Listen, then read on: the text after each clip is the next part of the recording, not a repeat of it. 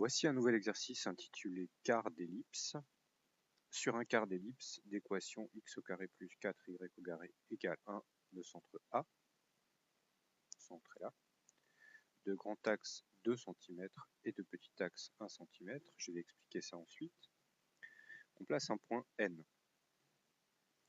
M et P sont les projections orthogonales de N sur les axes. Donc ici nous avons M sur l'axe des abscisses et P sur l'axe des ordonnées. Nous obtenons un rectangle AMNP. La question est quel doit être l'emplacement du point N pour que l'aire du rectangle AMNP soit maximale. Regardons maintenant cette histoire de grand axe et de petit axe. Et cette histoire d'équation x au carré plus 4y au carré égale 1. Donc j'ai tracé ici sur GeoGebra une ellipse d'équation x au carré plus 4y au carré égale 1. Donc cette équation nous donne une ellipse. Cette ellipse elle est caractérisée par un grand axe qui est cette longueur-là et qui vaut ici 2.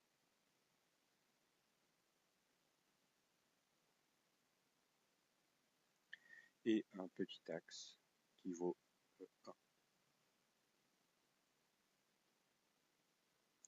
Quand un point N appartient à cette ellipse, ce point N a des coordonnées x et y,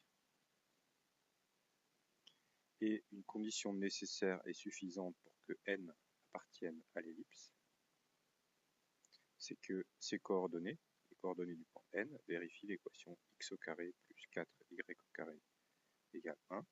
Donc si un point est sur l'ellipse, ces coordonnées vérifient cette équation, et réciproquement, si un point vérifie cette équation, il est sur l'ellipse. Mais x et y peuvent très bien être l'un ou l'autre ou les deux négatifs, et dans ce cas-là, n sera dans ces trois quarts d'ellipse-là. Ici, on a x positif, y négatif, ici les deux négatifs, et ici x négatif, y positif. Dans cet exercice, en fait, on ne s'intéresse que au quart supérieur droit de l'ellipse, c'est-à-dire le cas où x et y sont tous les deux des nombres positifs. Donc on va faire varier le point N dans ce quart d'ellipse et on regarde l'aire du rectangle AMNP et on veut savoir comment positionner le point N pour que cette aire soit maximale.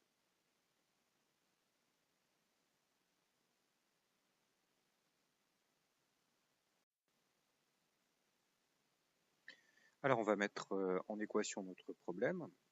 L'ellipse a pour équation x au carré plus 4y au carré égale 1. On va considérer donc un point N d'abscisse x et d'ordonnée y. Les coordonnées de N vérifient l'équation. Et on va commencer par isoler y en fonction de x. Donc si x au carré plus 4y au carré égale 1, on peut soustraire x au carré de chaque côté. On obtient 4y au carré égale 1 moins x au carré. En divisant par 4, on obtient y au carré égale 1 quart facteur de 1 moins x au carré. Et en prenant la racine carrée, on obtient y égale racine carrée de 1 quart de 1 moins x au carré. Sachant bien sûr qu'il y aurait une deuxième solution y négative, mais qu'elle ne nous intéresse pas ici, puisqu'on est dans le quart supérieur droit de l'ellipse. On peut sortir le 1 quart de la racine carrée qui devient donc 1 demi. 1 demi facteur de racine carrée de 1 moins x au carré. On peut donc maintenant calculer l'aire du rectangle. L'aire du rectangle, c'est le produit de x et de y, puisque le rectangle a pour largeur x et pour hauteur y. Donc l'aire du rectangle, qui va être une fonction de x, une fois qu'on aura remplacé y, c'est x fois y, c'est-à-dire 1 demi de x, j'ai multiplié par x, fois racine carrée de 1 moins x au carré. On peut maintenant tracer la courbe représentative de a de x sur l'intervalle 0,1, puisque x va varier uniquement sur l'intervalle entre 0 et 1. Le grand axe fait 2, donc le demi-grand axe fait 1. On obtient donc une courbe qui correspond à la courbe de cette fonction-là. Et puisqu'on veut que l'air soit maximal, il faut simplement repérer le maximum de cette fonction. Et on va arriver ici à environ 0,7 pour l'air maximum. Donc pour x environ égal à 0,7. Notre conjecture est donc que l'aire du rectangle est maximale pour x environ égal à 0,7. Alors bien sûr, ce n'est pas très précis d'un côté, et d'un autre côté, il va falloir démontrer cette conjecture. La démonstration va consister à étudier la fonction a de x, qui est égale à 1 demi de x au carré, racine carrée de 1 moins x au carré. Cette fonction, elle n'est pas très facile à étudier puisqu'il y a une racine carrée, facteur d'un x, et on va utiliser, pour simplifier les choses, un théorème du cours qui nous dit que pour une fonction positive u, racine carrée de u a les mêmes variations que u. Ce qui signifie que la fonction a au carré, qui sera égale à 1 quart de x au carré fois 1 moins x au carré, cette fonction a au carré a les mêmes variations que la fonction a, puisque si celle-ci est la fonction u, celle-ci est la fonction racine carrée de u. Bien sûr, la fonction a étant une R, elle est positive, hein, et la fonction u au carré étant un carré est aussi positive. Donc, on peut, à partir de 1 quart de x au carré facteur de 1 moins x au carré, développer et se rendre compte que cette fonction a au carré est un polynôme de degré 4, avec uniquement des termes en x puissance 4 et en x au carré, donc des termes de degré pair. On dit que c'est un polynôme bicarré. On n'a toujours pas trouvé comment étudier cette fonction a carré totalement, puisqu'on a des x puissance 4 et ça, on ne sait pas trop bien faire. Donc l'astuce consiste à poser une nouvelle variable, grand x, qui est égale à petit x au carré. C'est-à-dire, on va étudier une fonction de grand x et non pas de petit x. Quand on remplace dans l'équation de a au carré petit x au carré par grand x, on voit que petit x puissance 4, c'est grand x puissance 2. On peut donc remplacer le x puissance 4 par grand x au carré et le petit x puissance 2 par grand x. On obtient donc une fonction f de grand x, et cette fonction, c'est tout simplement moins un quart de grand x au carré plus un quart de grand x, qu'on peut factoriser par grand x. On obtient f de grand x égale 1 quart de grand x facteur de 1 moins grand x. Ceci est un trinôme du second degré de coefficient dominant négatif. Le coefficient négatif, c'est moins un quart. On a donc une parabole tournée vers le bas qui a des racines 0 et 1. Si on fait rapidement un petit graphique, ici sur l'axe des grands x, attention, c'est pas petit x, c'est grand x. On a notre fonction f de grand x. La parabole tournée vers le bas, les deux racines 0 et 1.